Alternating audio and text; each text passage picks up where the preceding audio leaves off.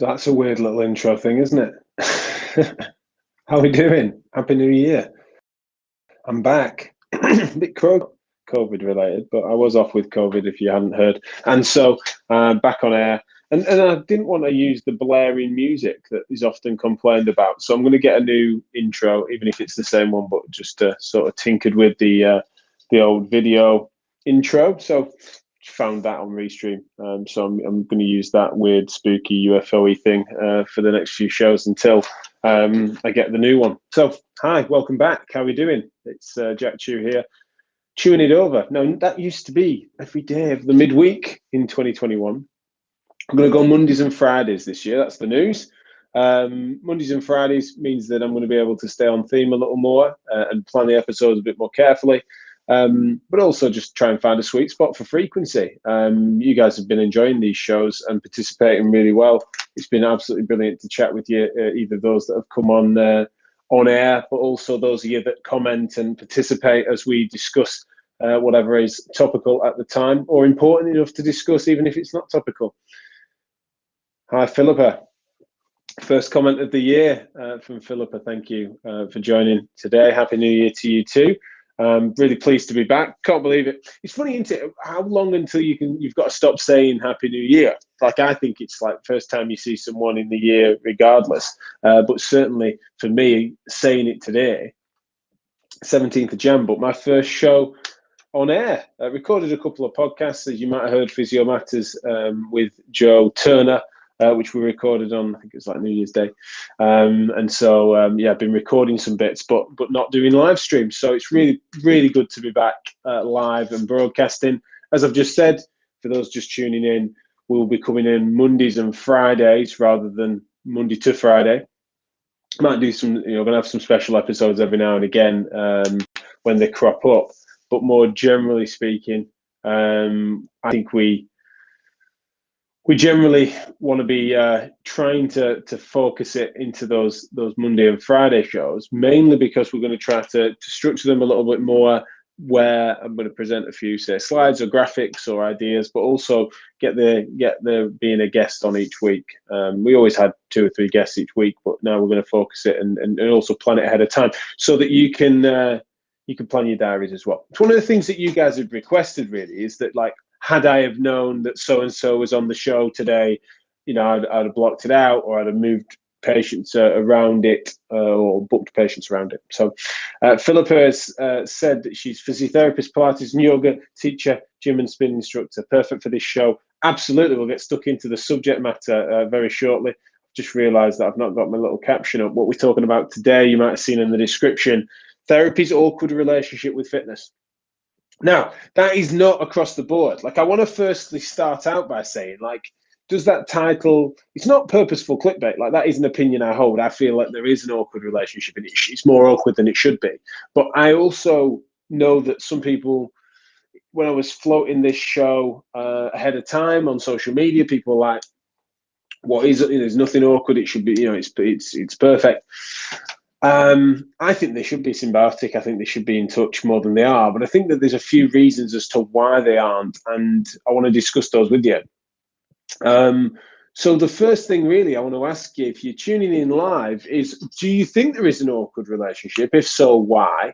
Or are you genuinely puzzled by what I'm getting at? Because obviously I'm going to spit that out in a minute and riff on that for a little bit, and then invite you guys to comment afterwards. And of course, if you're tuning in after the fact, which most people do, then you can please do comment on the videos and posts, or if you listen to it over on Spotify or you listen to it as a podcast, then you can email info@physio-matters.com and that will get to me. We always reflect and act on your comments. But definitely, for those that are tuning in live, like, I want to hear your thoughts on whether or not it is awkward, as well as your thoughts based on what I'm about to jabber on about. Because I accept it's not everyone's opinion. All opinions my own, of course, and often a bit weird. But a few reasons I've thought about. But let me first, before I get into those, let me just describe what I'm on about. I think that it should be quite straightforward how therapy for me, good MSK therapy in this instance, let's just say, I think is something that should be the closest thing to fitness of any of the, say, medical disciplines, including, say, sports and exercise medicine, of which, of course, really there's all good SEM departments are well integrated within physio and rehab and stuff. But it should be fairly straightforward relationship, fairly mutually beneficial relationship. But I think that fundamentally there is a more of a tension there that is a bit more awkward, as I'm describing, than it should be.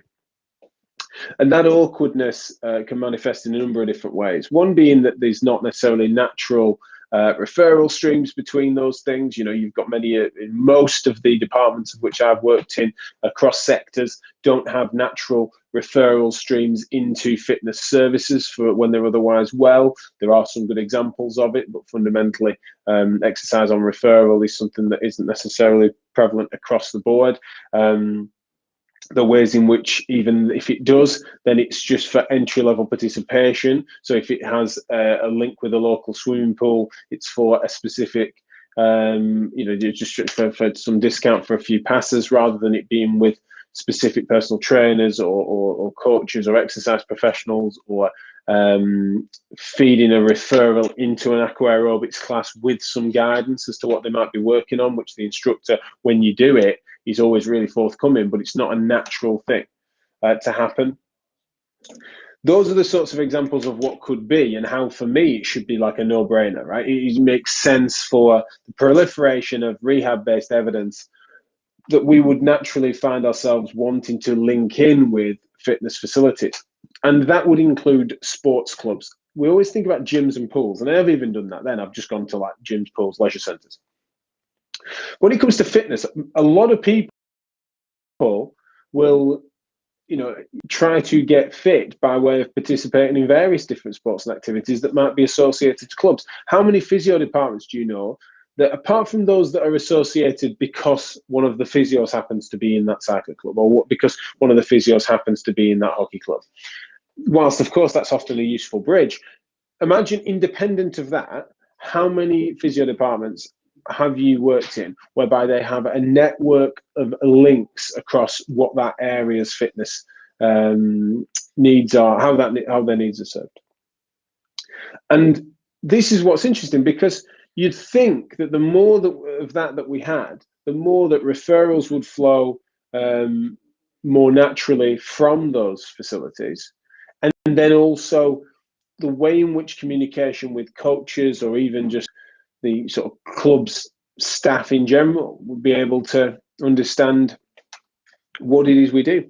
And we're often frustrated, aren't we, about society at large not necessarily knowing as well as we'd like what it is MSK professionals do or therapists do.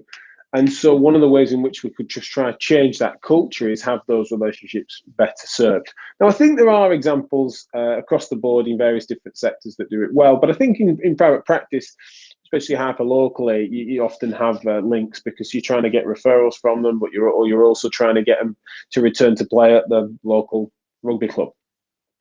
So those links do exist. But that isn't necessarily, that's a relationship between you and the club, rather than it is between the discipline of MSK therapy and the act of pursuing fitness through that means. So what I'm meaning is that those two things end up just being a bit awkward, because when they should be more symbiotic. Like, we should get a better grasp of dosage. We should be chasing and understanding the evidence better in that way. We should be trying to pursue and hoping for and asking for better studies with regards to that, for us to understand it, because of the way in which we understand exercise as a pursuit of fitness, let's just say cardiovascular fitness or even strength training, and we understand the ways in which that has a massive physiological benefit, a marvelous medicine as it is.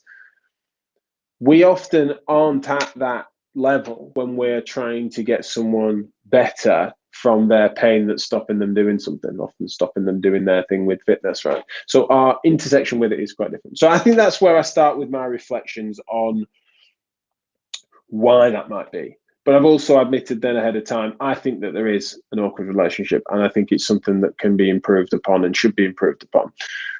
But there are folk that will naturally disagree with me. Already have in anticipation of this show. Just saying that it's not that I don't think that it should be. I'm not saying it should be awkward. It's always going to be awkward. I'm just meaning I think it is, and I think it's something that at this time of year, especially one of the reasons why I wanted to start the year with this show, is because I think that the way in which it kind of highlights it when people go to the gym or re-participate in sport or exercise and fitness at the beginning of the year, and the cliche is that the gyms are busy in January, and then the physios are busy in February, and not always true, not always the case. Funny year, isn't it, with COVID as it was last year? But generally speaking, that's because they've overdone it.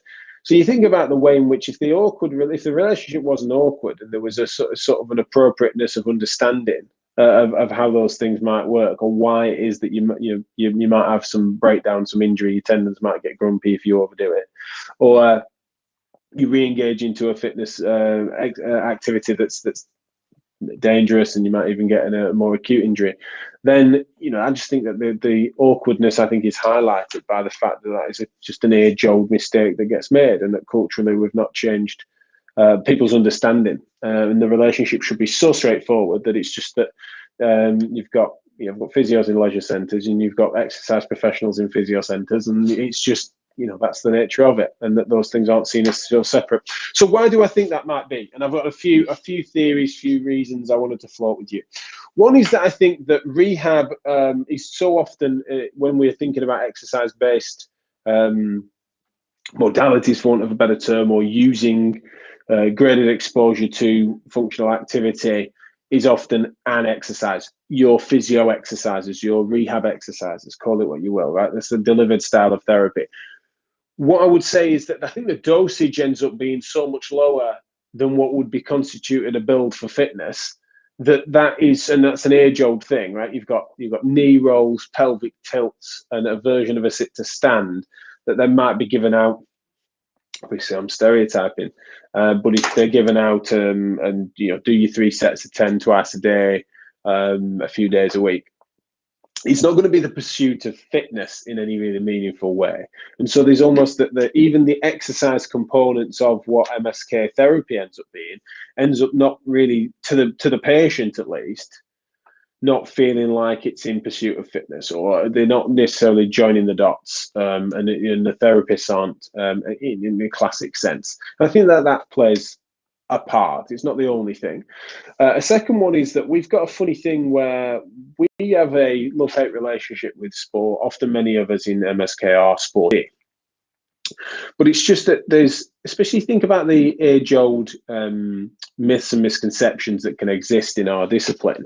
You then end up with this funny thing with sport, whereby if you're someone that doesn't necessarily have the more modern and I think more justified version of understanding a body as being robust and resilient, etc., then you're gonna really find it difficult when people challenge themselves in quite interesting ways with bad form, or in high contact environments such as, say, rugby or other contact sports and combat sports. You're going to then be just thinking that you're just going to end up with a load of imbalances. I've had, whilst they're going through a sort of awakening of the evidence, then I've had physios that have said, like, they've often recommended that people don't take up tennis because it's so asymmetrical. Those that got really into functional patterns or some sort of inherent biomechanical symmetry that's required, then people were stopping people playing, not stopping people, but discouraging people to play golf when they've got back pain, or tennis if they had shoulder pain or knee pain, because of these asymmetries and muscle imbalances that were occurring.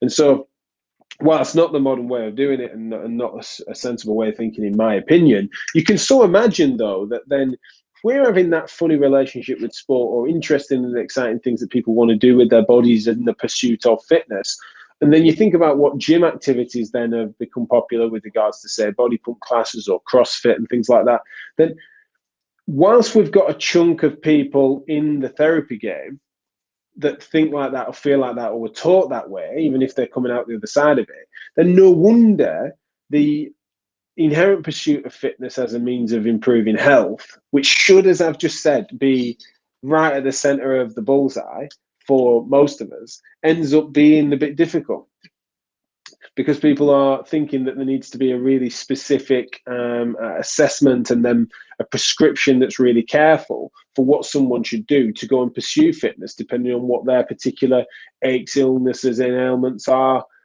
for them. And I just think that that's because there's so many different myths that are layered on top of each other there. It's just another reason as to why I think that we've missed many opportunities over time to bridge that gap. In fact, it needn't be a gap at all. I think between fitness and therapy, and that fundamentally, I think therapy is a perfect bridge between medicine and sport. And so these things are interesting. You know, if you've got medicine at one side and you've got sort of sport at the other, like participation sport, then you've got, say, fitness just in from sport, and then you've got therapy just in from medicine. And I think that way in which we can try and get those things closer, because there's more and more people that speak in the same language. But I do think that we need to have a good think about how we can be consistent with the message about the body being robust, able to adapt to various different asymmetries and imbalances that you might find, that mean that then playing tennis and golf, whilst I don't consider golf a sport, that's a bad example, but I consider it a fitness pursuit, especially if there's a big course. But essentially, the way in which we can try to marry these things up will be a good idea. I think there's an inherent sense of danger that sometimes people feel like they want to control everything. And I think that's one of the things that when someone is under the care of a therapist in MSK, then they want to, the control around that is that sometimes it's just like deload, rest for a period of time, calm things down, and that they underdose things for a period of time means that any pursuit of fitness that's going on at that point, rather than an aspirational one, they end up being a bit standoffish. And so I think that people will sometimes, and it's no fault necessarily, well, a bit at fault of the therapist, but I mean, a well-meaning therapist ends up then being the person that tells you what not to do rather than what to do. And so the same therapist ends up with this reputation for not being associated as strongly with fitness. Now, why wouldn't you be? If you're the person that's saying don't do this in the gym, or adapt this in the gym, or don't quite go back to football yet, or maybe it's time to give up running for cycling. No, that's a bad example, I suppose, because cycling is still fitness. But I'm just meaning that they are pessimistic on the way in which that the body can adapt and recover and pursue sport into later life. And so I think that that's one of the reasons, again, why this sense of danger that some have in the profession and the industry at large, I think can really influence and colour it and create this awkward relationship, or contribute to it, or perpetuate this awkward relationship. I think another factor I want to consider and throw into the mixer is that the science, I think, is a bit mixed with regards to when it comes to the pursuit of fitness and the pursuit of exercise for pain.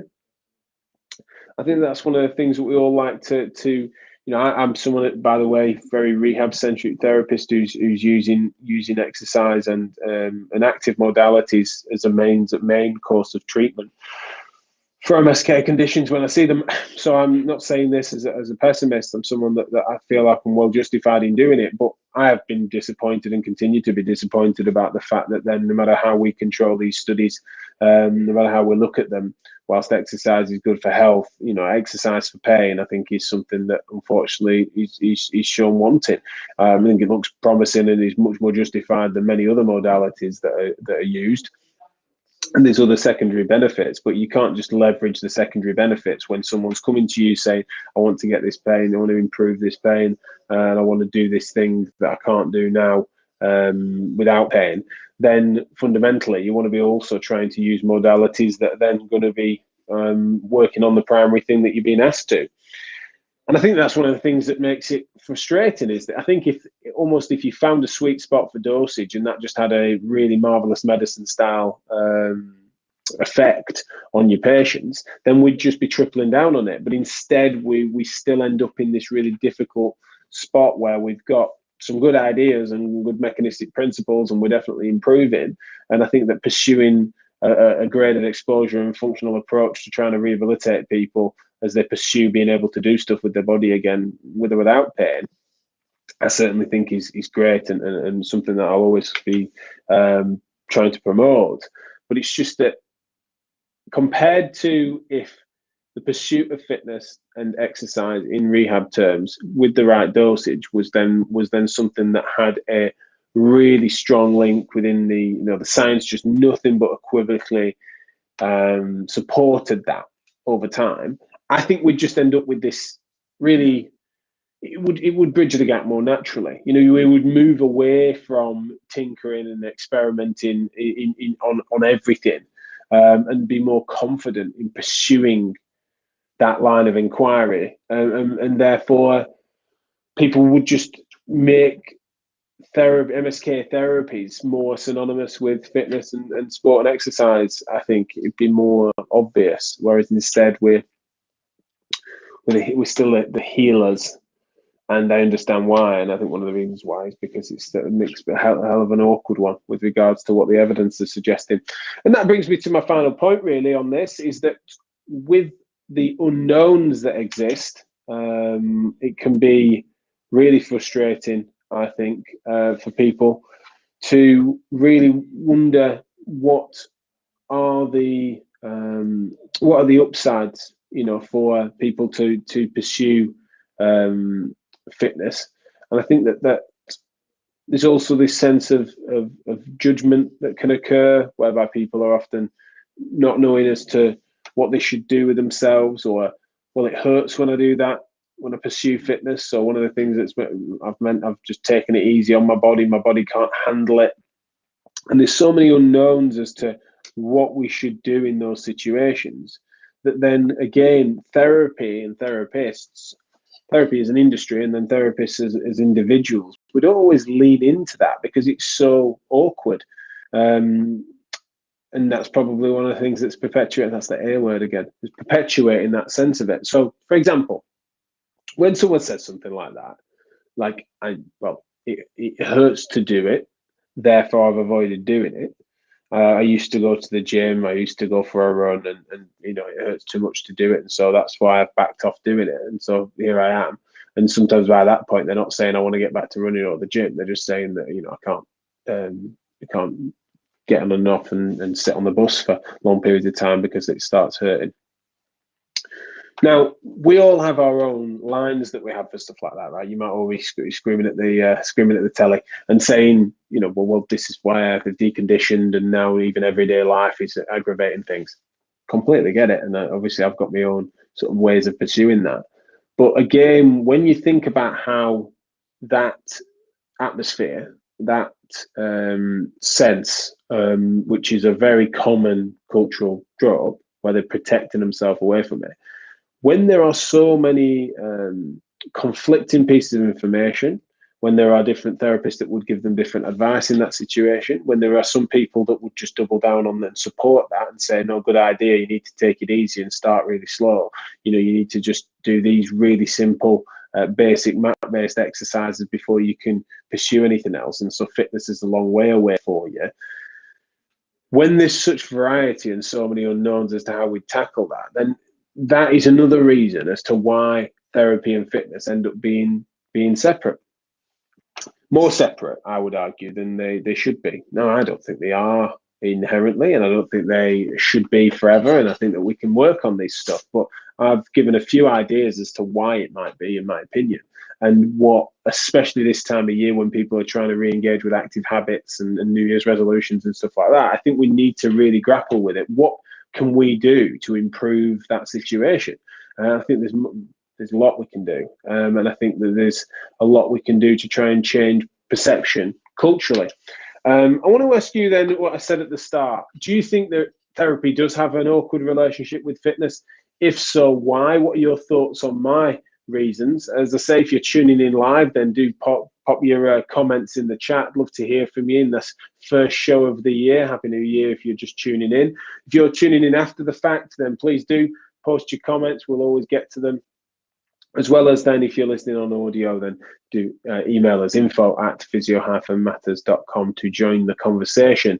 What's your take on this? Do you agree with my opinion? Therapy has an awkward relationship with fitness. Do you also agree that it needn't? That's one thing I will clarify. I'm not saying it should and always will. I think one of the things that I would definitely add that came from social media when I was posting this title out is that the reduction, it was said, I can't remember who it was, I think it was Martin on Twitter, had said, if we reduce the unwarranted variation in style of practice substantially, then that relationship would just never, it wouldn't be awkward because there'd just be that more consistency there. And I think that's a really good point, is the pursuit of decreasing unwarranted variation, I think gets us a long way on a lot of topics, but it certainly does on this one. I don't think it does all of it though, because I still think some of those sporting misnomers, etc., I think or individual therapists who personally aren't, I think that sometimes we take for granted that many people came from sporty backgrounds, they might have got injured themselves, or their first saw physiotherapists in a sporting environment. So there's almost an active component to everyone's lives. There's plenty of therapists out there in the MSK industry that are not interested, especially in activity and pursuit of it, or wanting to participate much in fitness, or they do so because they know it's, they're in the game, so they know it's good medicine, but they don't necessarily then do much of it themselves. And I think that's an interesting one, which we need to recognize and try to be more persuasive for them to not just obviously actively engage in fitness behaviors that we know are healthy, and we'd want that for our colleagues, but also accept that they're not necessarily going to be the ones that are banging the drum and think that these things need to, like, I'm inherently describing it as a problem. They might just be like, yeah, I agree that therapy has an awkward relationship with fitness, but I don't think it matters. Is a completely fair opinion that they might hold. It's like not a problem necessarily, but I think that there's a lot of opinions on this that might surprise. There's a lot of opinions that might surprise different wings of it, I guess. It's like those that aren't particularly into it, into activity, into exercise, etc. So, well, what are you in the game for? It's like, well, they might have got into it for very different reasons. Joe Turner's made a point here. Hi, Joe. She said, interesting point, Jack. I wonder if humans have an awkward relationship with fitness, starting with definition. I think so, yeah. And I think we have our version of that problem. I think that, and as I said about with dosage and what you might pursue, I think that's a classic. What is safe, what isn't, how much do I want to do it, how much do I need to do it, is it just going to come back around? People say, running is bad for your knees, now running is good for your knees, and is it going to come back around? So I'll err on the side of caution and just be doing this, or people that just don't enjoy this, people that don't enjoy getting out of breath. There's other social anxiety reasons in and around, say, the pandemic, or many other factors that might affect it, as well as other vulnerabilities that people sometimes feel in spaces that aren't where they're comfortable. Lovely comment here from Greg. Thank you, Greg, for tuning in. Interesting point about fitness. I think what I'd like to understand from you guys then, where possible, at this time of year, is do you feel that there are conversations that you have to have over and over again with patients because of the way in which they don't inherently associate you with, say, fitness? So are there conversations about healthy behavior change or initiating and sustaining progress that they might have made in their rehabilitation that it shouldn't be a step, but it is, and they feel like you're out of place in encouraging or facilitating them back to fitness? Do you have those referral links? Do you have a relationship with the local gyms, leisure centres and sports clubs that can help? Siri's getting involved. Sorry. Do you have relationships and referral streams so you can make that link really cleanly? And do people feel it's a familiar bridge between therapy and fitness. And I think the more we pursue that, the more inherent and natural it becomes that we would do that, then the better it's going to be. So that's enough from me for now. I think that's probably where Siri's piping up because I'm out of time. That's been half an hour. I've been Jack Chew. This has been Chewing It Over, and it will be coming on Mondays and Fridays in 2022, live at 12:30 till 1 o'clock. Keep an eye out on social media. We'll be posting when what is on ahead of time, which we've not done before. So each month you're going to be able to say, right, that's your month's worth of shows, that's what's on, that's which superstar guests we've got on at what times. And so do join me on Friday. I've got Martin Christensen who's coming on to talk about his competence-based arguments that he makes about being an average physio and proud of it, but also someone who's so good-humoured. I wanted to talk to him a little bit about how that might intersect with professionalism and things like that, and how he feels he can exert himself and be all of himself on the internet and with his patients, as it sounds like he does. So really looking forward to that on Friday. Do tune in to see us at 12:30 then.